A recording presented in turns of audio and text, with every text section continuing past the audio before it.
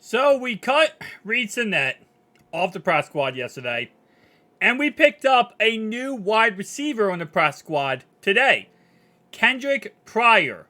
Now, why did we pick up a wide receiver? Well, obviously T. Higgins has a rib injury, and there's a chance he doesn't play this upcoming Sunday. He said he's going to try everything he can to play, but at the end of the day, you never know what's going to happen. So you have to have, a backup plan. Last week, Hakeem Davis-Gaither, there was a chance that he wasn't going to play that game, and then he ended up playing it. So we picked up a guy from the Cowboys, but then we ended up, of course, not needing to use him because Hakeem Davis-Gaither did play. Well, now, with, we already have Chuck Sizzle sidelined, we already now have potentially T. Higgins sidelined, you need to pick up another guy. Now, we still have a couple receivers on our practice squad. Stanley Morgan's one of them. Obviously, we still have, what's his name? Kwame and Cedric Jackson. So this is actually going to be our fourth receiver on our practice squad. But I think what they're trying to do here is trying to get as many options as possible where, if we upcoming Sunday, we can't go with our, normal wide receiver T. Higgins, then you have someone else you got to activate up to the practice squad.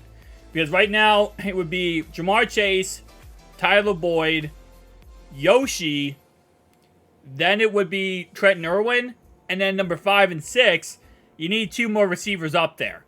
And that most likely is going to be Kendrick Pryor or, maybe Cedric Jackson or, Kwame, someone, right, to get up there. So who is Kendrick Pryor? Is he important? Is he anything good? Not really. He's a 25-year-old wide receiver here. Based on the notes here, it says Jacksonville Jaguars waived him on August 29th. So obviously he got cut, as of the trade, as of the 53-man roster. The Jacksonville Jaguars cut him on the 29th for the 53-man roster, obviously. Then they claimed him back for the practice squad. And other than that, there's 3 other transactions that aren't even being shown here. Because, again, this guy isn't really that... he really isn't that great. At the end of the day, again, like I said, this is just an attempt to bring somebody in to kind of have some extra guys in there just in case something does go ahead and go wrong, right?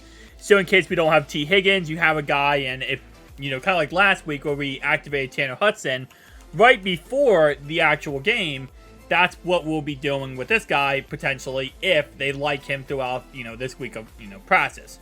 And the reason why I picked him up today, which was Tuesday, is because, of course, you want to have him, know the playbook and the system before his upcoming weekend. Now, other than that guy, you might say, well, why don't they go out there and try to sign somebody else, right? We have the cap right now because we cut La'el Collins like a Dumbo, I would say. Why don't they go out and sign somebody else, right? Because there are some players on free agency here. Chosen Anderson is actually on Miami still. But there are some receivers out here. And the reason why, really, is because they want a short-term problem guy that they can fill in and, maybe play one game, maybe play 5, 6, 7 snaps, and then they can cut him right after that. Any player on free agency here, the problem, especially when you get older and older with players, is that you get to a point where they're guaranteed veteran minimum money. So they're guaranteed a contract. You sign to a 1-year contract, or it's harder to put a guy on the practice squad than the active roster the older they get because they become more of a veteran, right? When they're younger, it's easier to kind of go back and forth, but once they get older, it's a little bit more challenging. So that is kind of another reason why we're probably not going to try to go out there and sign some of these guys. But again, they might also just like this guy. It's always the potential there that they like him. We're looking for a short-term solution, when T. Higgins, if he can't play, rather than trying to look for someone who, who's going to replace T. Higgins, right? We're not looking for that. We like Yoshi, want to get Yoshi more involved. And if we sign a big-name player, they're going to expect to get reps. They're going to expect to get, the ball. And that's not how this is. This is just a depth piece, if anything, and that's that, right? It's not for bringing anybody else in to try to take over the job or do anything special. So it makes sense. I mean, again, like I said, there are a lot of receivers still in free agency, so if they wanted to, and, T did have a setback in any way, they could go for a couple of these guys on free agency and potentially bring them in. But for right now, I think we kind of like what we have right now. Like I said before, You know, we have some pretty decent free agent options. I'm sorry, some decent practice squad options for our receiving core if we need to bring somebody up. But based on what we understand from earlier, I made a video talking about it. T looks like he is claiming he is ready to go, or not ready to go. He's going to try to go and try to play, which is very risky, very dangerous. And, you know, when you already got Joe Burrow playing on injury, it's very scary to see another one of your guys playing on injuries. Because, again, I've said it before and I'll say it again. It's like anytime you play on injuries, you're just risking more injuries. Like, that's all you're doing. Listen, I get at the end of the day, you know, you don't want to miss a game. But, like, I don't know why is nobody listening to Jamar Chase? Like, I don't understand this. Because it's not like Jamar Chase is not a respected player. It's not like he's not one of the best receivers in the NFL.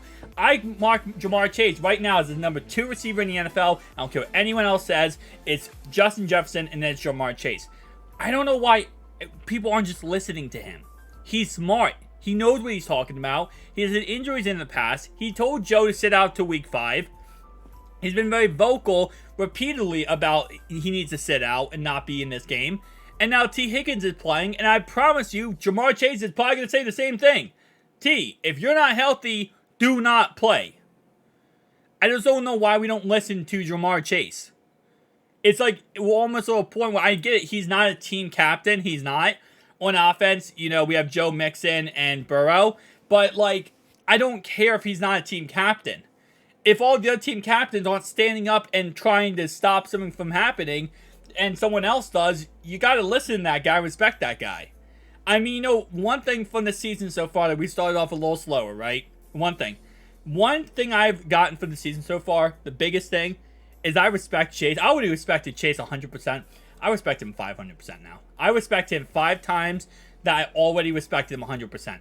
Because to hear him really come out and be, you know, truthful, like, listen, he shouldn't be playing, he should be sitting, I've been telling him that he shouldn't be playing. You know, at first I thought it was like, okay, well, maybe he's, like, joking around to give the media something. No, he's being serious. And he's, like, the only one at this point, I feel like, on this roster, and it's not a shot at anybody, who really is trying to make sure that we win a Super Bowl in the aspect of keeping Joe healthy for the whole season. Everyone in this roster wants to win a Super Bowl. You know, they're all trying to. But for strictly just to keep Joe healthy, I feel like he's the only one on this roster who's trying to keep Joe healthy. Like, everyone else is like, oh yeah, Joe, go play. Joe, you do you, man. You just got paid. You go do you.